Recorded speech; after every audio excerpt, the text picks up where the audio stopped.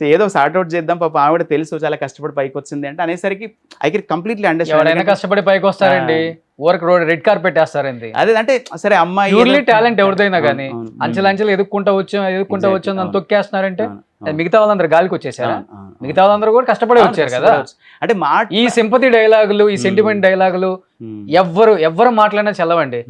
ఇక్కడ విక్టిమ్స్ కి న్యాయం ఎలా జరగాలి, ఎగ్జాక్ట్లీ విక్టిమ్ డబ్బులు ఎలా వెనక్కి ఇచ్చేయాలి.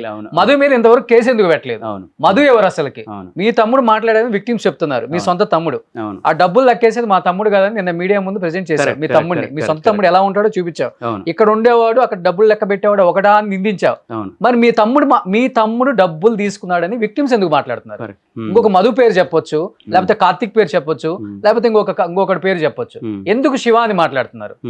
నిజంగా మీకు మీ తప్పు లేకపోతే ఇక్కడ మధుని ఎందుకు ఎంటర్ చేయట్లేదు? మధు మీద కేసు ఎందుకు పెట్టలేదు అని వేణు గారు అడిగారు నిన్న Exactly, ఇంటర్వ్యూలో. same అదే